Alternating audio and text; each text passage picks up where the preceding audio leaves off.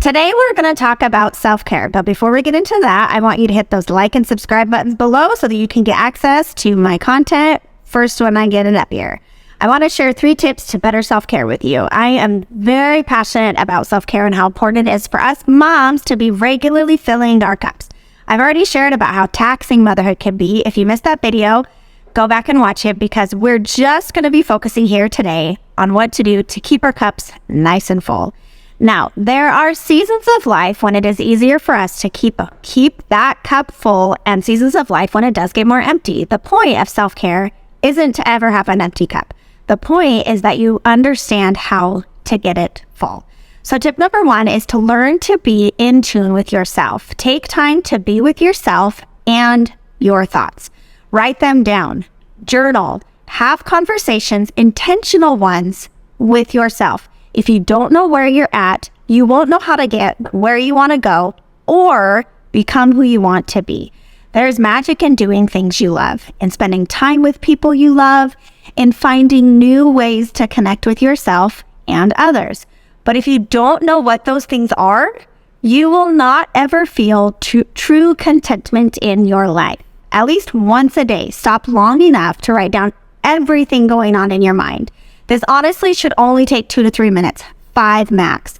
Read back over everything you wrote and circle everything that you want to keep believing.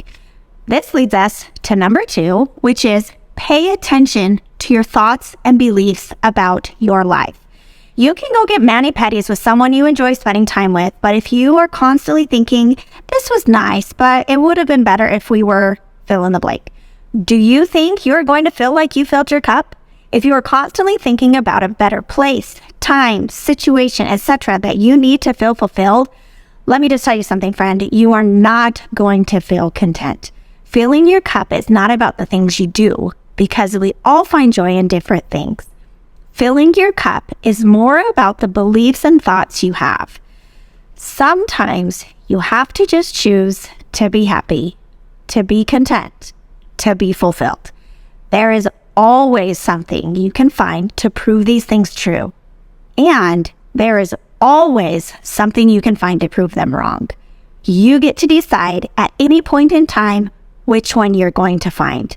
A simple mindset shift can be the difference between overwhelm and contentment in life.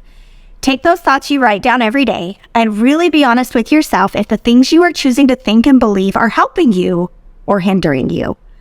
And tip number 3, prioritize your to-do list and your life. Is your schedule full of things you're doing because someone else wants you to? Ask yourself why you are doing the things you do. I'm not saying that you only need to focus on your needs or even on only doing the things that you want to, because let's face it, life is full of doing things we do not want to do. But are you aware of the things you are doing with your time and life? I want you to take a few minutes to write down everything on your to-do list. Every appointment, every task, everything you are telling yourself you have to do this week or even just today. I want you to look back at your list, pick 3 items that are absolutely not negotiable to get done and highlight them. Now go back, pick 3 items that are absolutely not required to get done and erase them from your list. Now go back and look at your list. Think about what you are going to feel if you get them all done. You can feel all of those things regardless of what you do and do not get done. What will you think if you don't get those things done? Whatever you choose to think about your to-do list is completely optional and within your power. What do you want to think about your list? One of my most helpful thoughts is, I'm going to get exactly what I need done today.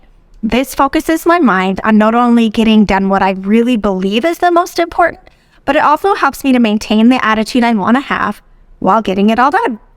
The point of self-care is that you have to know yourself to know what you do and don't need, but you also have to be the boss of your brain and your life.